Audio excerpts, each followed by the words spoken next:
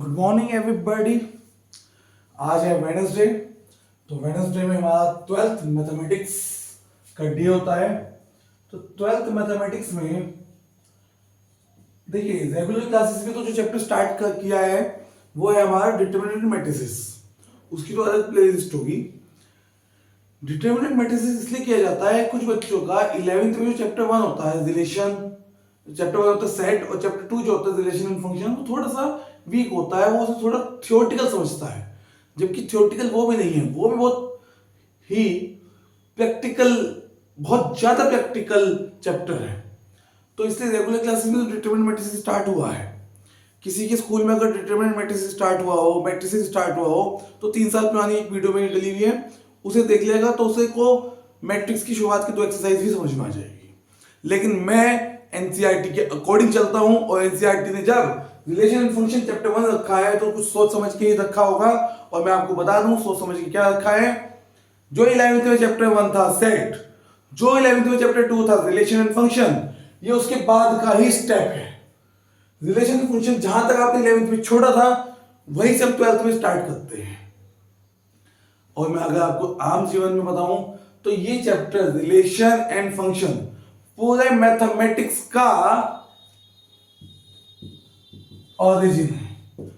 पूरे मैथमेटिक्स में कोई भी मैथमेटिक्स की ब्रांच हो, कोई भी मैथमेटिक्स का चैप्टर हो, कहीं ना कहीं उन सभी चैप्टरों को जन्म देने वाला यही चैप्टर है। और रिलेशन, सबसे पहले हम बात करेंगे रिलेशन पे। आज के दिन हम छोटी सी वीडियो में पहले रिलेशन स्टार्ट करेंगे, और फिर उसके बाद जब ये चैप्टर चलेगा हमारा रेगुलर बेसिस पे तो उसकी भी प्लेलिस्ट मैं डाल दूंगा। आप लोग बेल आइकन पे जरूर क्लिक कर लेना, जैसे ये वीडियो आएगी तो आपको दिख जरूर जाएगी। रिलेशन फंक्शन पे ज्यादा इंटरेस्टिंग बातें बाद में बताऊंगा मैं कि फंक्शन एक मशीन है, इनपुट आउटपुट सब बाद में बताऊंगा। और अगर किसी को जानना है इनपुट आउटपुट वाला तो 10th के पॉलिनोमियल कभी, अगर किसी को फंक्शन पहले समझना है तो 10th में एक चैप्टर है पॉलिनोमियल, उसको मैंने फंक्शन के ही तरीके से बताया है। क्योंकि जैसे जब आप ना छोटे थे तो साइंस को ईवीएस बोलते थे, ऐसे ही 10th तक कहीं ना कहीं फंक्शन को ही पॉलिनोमियल बोलते थे। फिर जब उसको लार्ज स्केल पे यूज हुआ तो उस पॉलिनोमियल को फंक्शन बोला गया। तो इसकी वीडियो बाद में आएगी, या हो सकता है नेक्स्ट वेडनेसडे को आए। आज मैं बात करूंगा पहले रिलेशन पे।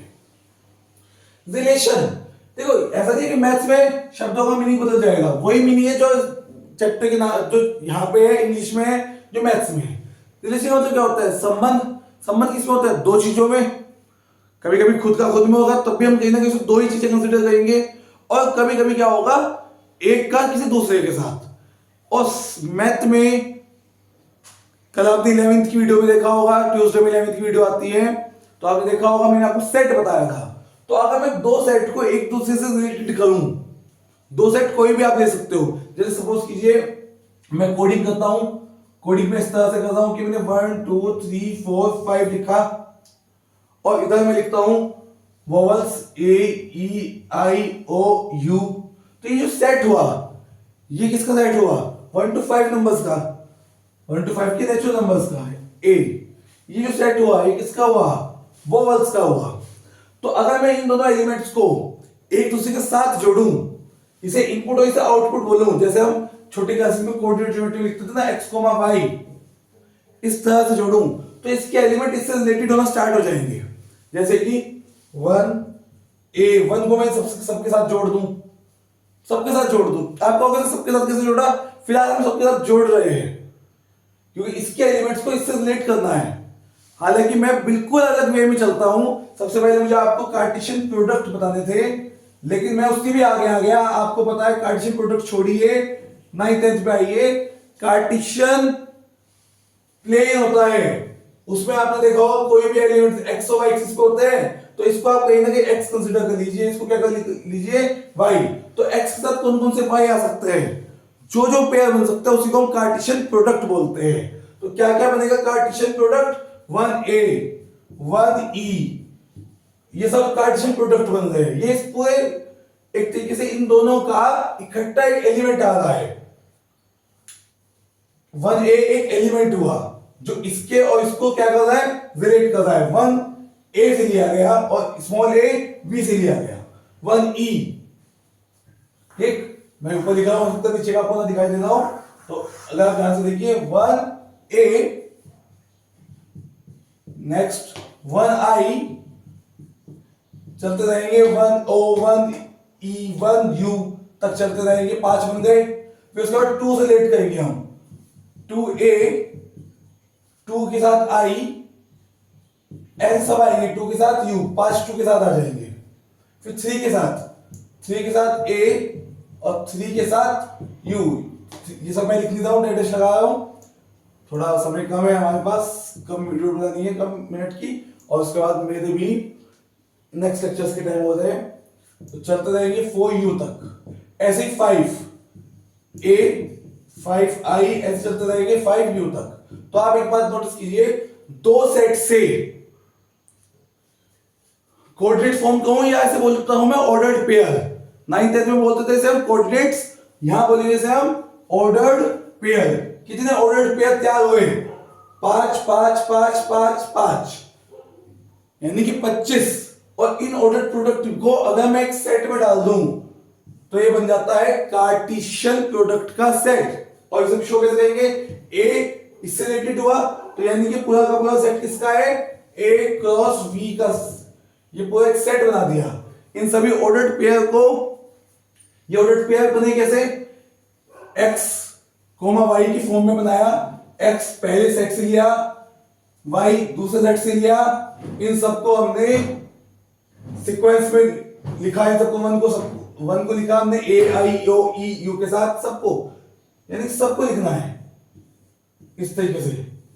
ऐसे 2 को इन सबको के साथ जोड़ा तो एक ऑर्डर्ड पेयर आया हमारे पास। कितने ऑर्डर्ड पेयर आए? 25 आए।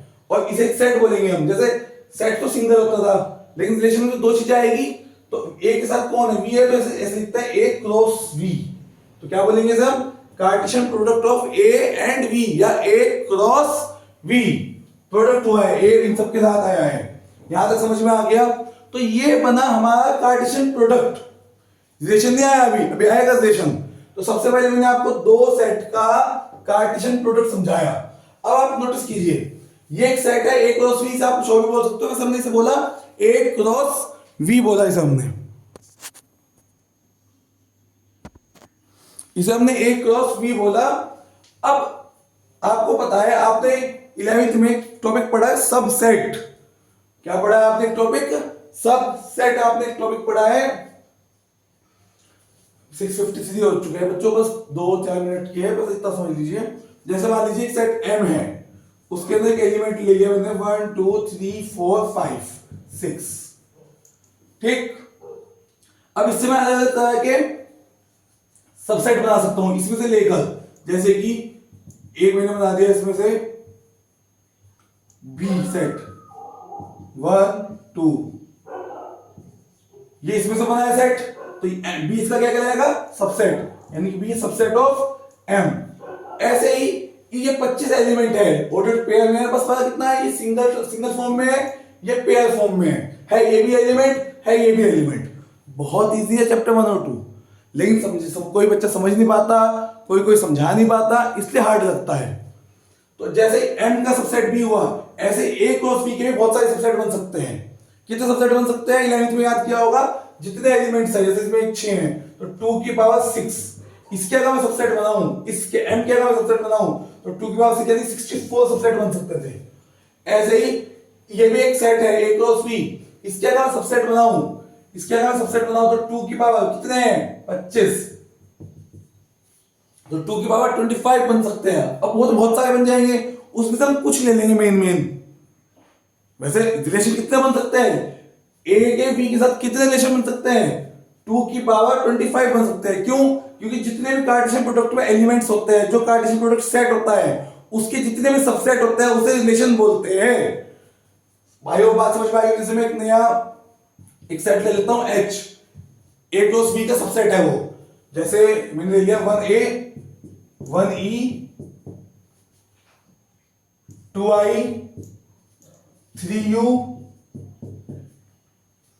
ठीक। ये कुछ भी ले रहा हूं मैं अपनी मर्जी से, कोई भी एलिमेंट उठा लो, यही बंद कर दिया। कोई एक एलिमेंट उठा लो, एक भी ना उठाओगे तो वो एक आपका कैसा एम्प्टी सेट बन जाता है। पता होगा 11th में पढ़ा होगा, नहीं तो आप 11th की वीडियो पहले देखना, अगर आपको ये चैप्टर समझना है तो। फिलहाल मुझे ये बताइए, ये जो H है, ये क्या है? एक सबसेट है किसका? A क्रॉस B का। तो लिख सकता हूं H is subset of A cross B। ऐसे लिख सकता हूं H is subset of A cross B। तो ये जो H हुआ, ये कहीं ना कहीं रिलेशन भी कराएगा, यानी कार्टेशियन प्रोडक्ट के जितने भी सबसेट बन सकते हैं उन सबको क्या बोलते हैं? रिलेशन। क्या बोलते हैं उन सबको? रिलेशन। तो एक होमवर्क दे रहा हूं मैं करने के लिए, आप को ये समझ में आ गया होगा बहुत अच्छे से। अब मैं सिर्फ एक क्वेश्चन दे देता हूं जो आपको अपने आप बनाना है। दो सेट है, बहुत सिंपल से लिख रहा हूं मैं, M और G। एक सेट है M, एक है G।